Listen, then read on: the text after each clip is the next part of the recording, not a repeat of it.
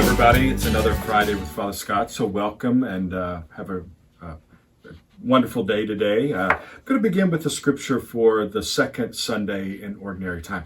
And there are two scriptures today that I want to read because they're two that I think are very important. First is St. Paul's first letter to the Corinthians. And it goes like this: brothers and sisters, there are different kinds of spiritual gifts, but the same Spirit. There are different kinds of service, but the same Lord. There are different workings, but the same God, who produces all of them in everyone. To each individual, the manifestation of the Spirit is given for some benefit. To one is given through the Spirit the expression of wisdom, to another the expression of knowledge according to the same Spirit, to another faith by the same Spirit, to another gifts of healing by the one Spirit, to another mighty deeds, to another prophecy, to another discernment of spirits, to another varieties of tongues, to another interpretation of tongues. But one and the same Spirit produces all these, distributing them individually to each person as he wishes.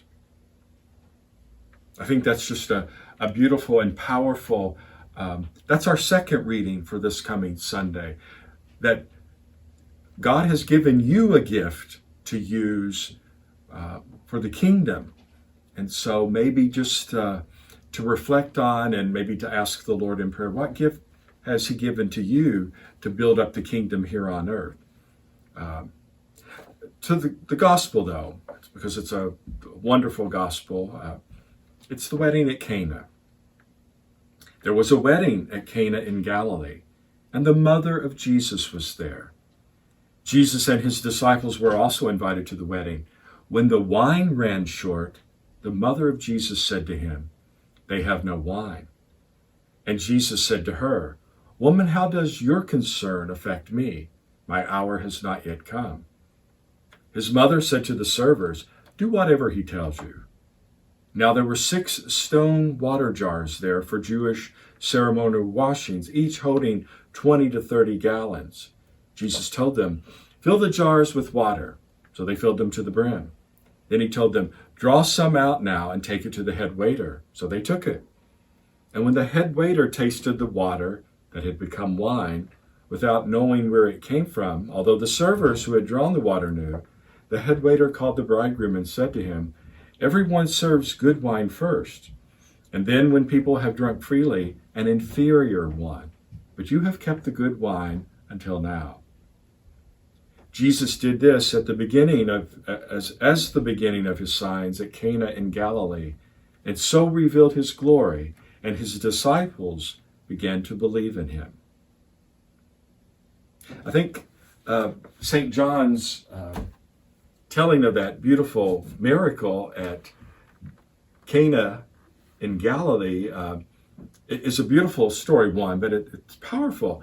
And I'm in the catch-all room today, and Donnie's filming me because I needed a visual. Like, this is one of those big old garbage cans. You know, I think it's a 30-gallon garbage can. So this kind of tells you there were 6 jars, each holding between 20 and 30 gallons. Ladies and gentlemen, that's a lot of vino. And I mean, look at it. Look how big it is. And, you know, you're going to scoop it out and serve it somehow. And remember, as the story goes, they ran out of wine. So this is the second round that's being prepared. That's going to be a happy crowd in just a little bit. And this is the gift that Jesus has given to the wedding couple on their wedding day. Because, you know, there's the exchange between, you know, the server and the bridegroom about what you serve first and what you serve last. Powerful symbol. But probably a reflection too on those that have come before Jesus, and now Jesus is there in their midst. You know, he's being served up to proclaim the good news. So here we are, second Sunday in Ordinary Time, beautiful scripture passages that challenge us as faithful disciples to be attentive. We've been given a gift, and we've been given that gift that in our midst is used to build up the kingdom some way that he hasn't given to someone else. And then, you know, we're called to reflect upon the gift that Jesus is in our midst. And wine is a symbol of laughter and joviality and sweetness and blessing. And so in Jesus there are so many blessings that it's even hard to visualize unless we have visuals in front of us that he brings in our lives.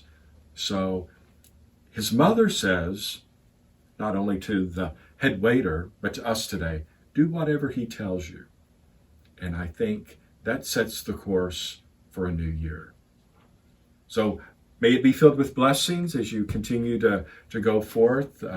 Remember, you've been gifted somehow, some way that is there to be used to build up the kingdom and to reflect on what Jesus brings to us in this new year. So until we meet again, stay healthy, watch out for your neighbors, and be what Jesus is for all of us to your neighbors and friends today. Take care. God bless.